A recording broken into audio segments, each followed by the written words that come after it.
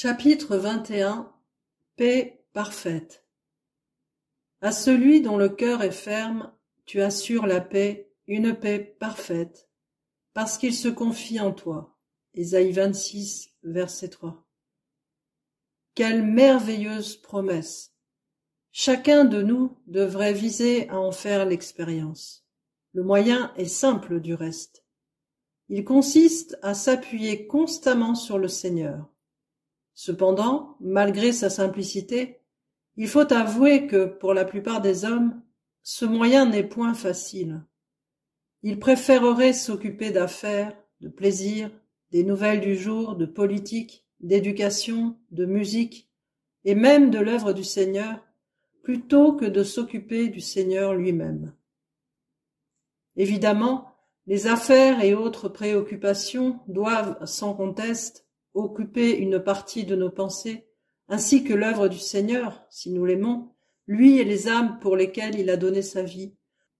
Mais de même que la jeune fiancée vit en pensée avec celui qu'elle aime au milieu de son travail et de ses plaisirs, de même que la jeune femme entourée de préoccupations nouvelles reste néanmoins en communion d'âme avec son mari, bien qu'il puisse être éloigné d'elle, de même aussi devrions-nous toujours être en pensée et en communion avec Jésus, dans une confiance absolue en sa sagesse, en son amour et en sa force.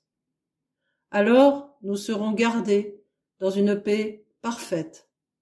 Songez-y, tous les trésors de la sagesse et de la science sont cachés en lui.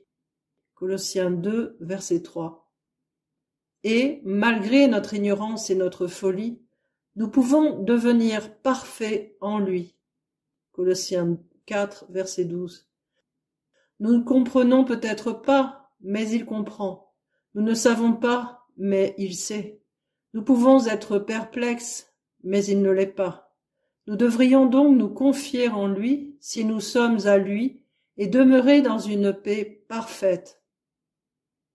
Quelquefois, ne sachant plus que faire, j'ai été consolé par la pensée que Jésus distinguait la fin dès le commencement et faisait concourir toutes choses à mon bien parce que je l'aimais et je me confiais en lui.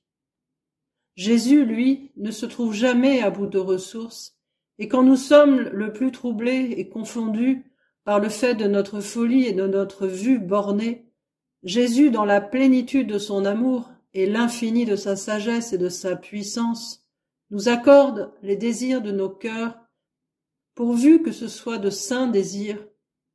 Car n'est-il pas écrit « Il accomplit les désirs de ceux qui le craignent » Psaume 145, verset 19. Jésus non seulement est plein d'amour et de sagesse, mais il nous déclare qu'ayant reçu tout pouvoir dans le ciel et sur la terre, Matthieu 28, verset 18, il ne sera jamais empêché, faute de puissance, d'accomplir ses desseins d'amour à l'égard des siens. Il peut incliner les cœurs des rois à faire sa volonté, et son fidèle amour agira, pourvu que nous ayons confiance en lui. Rien de plus surprenant pour les enfants de Dieu, confiants en lui et attentifs à ses voies, que de constater les délivrances admirables et inopinées qu'il leur accorde, et les instruments qu'il emploie dans l'exécution de sa volonté. Nous désirons ardemment voir la gloire de Dieu et la prospérité de Sion. Nous intercédons et nous prions. Nous ne savons de quelle manière l'exaucement se produira, mais croyons néanmoins et nous nous attendons à Dieu. Alors, en réponse à nos prières et à notre foi persévérante, il agira parfois de la manière la plus étonnante et par les moyens les plus inattendus. C'est ainsi qu'au milieu de tous les ennuis et des vexations de notre vie journalière, si nous avons la foi, et si nous continuons à nous réjouir en dépit des tracas, nous verrons que Dieu travaille pour nous. N'a-t-il pas dit qu'il est notre secours dans la détresse? Psaume 46, verset 2. Et il l'est pour tous ceux qui espèrent en lui. Il y a peu de temps, le Seigneur me fait passer par une série de courtes épreuves, du caractère du plus pénible et de nature à me causer beaucoup d'ennuis. Or, tandis que je me confiais en lui par la prière, Il me fit comprendre que si ma confiance en lui s'accroissait en raison de mes difficultés, je continuerais à me réjouir, et comme Samson sortant le miel de la carcasse du lion qu'il avait tué, Juge 14, versets 5 à 9, je retirerai des bénédictions de mes épreuves, ce qui ne manqua pas d'arriver. Béni soit son saint nom. J'appris à me réjouir, et les difficultés s'évanouirent l'une après l'autre, ne laissant subsister que la bénédiction du Seigneur et la douceur de sa présence. Dès lors, mon cœur fut gardé dans une paix parfaite.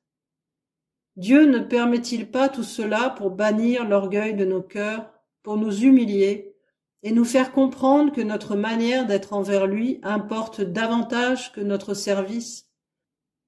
Ne le permet-il pas pour nous enseigner à marcher par la foi et non par la vue, et pour nous encourager à nous confier en lui et à demeurer en paix? Il doit se garder de confondre paix parfaite avec parfaite indifférence. L'homme à la fois sincère mais timide, ou l'homme qui s'agite et fait beaucoup de bruit, comme si, sans lui, la terre s'arrêterait de tourner ou courrait à sa ruine. L'indifférence est fille de la paresse, mais la paix procède d'une foi ferme et sans cesse agissante.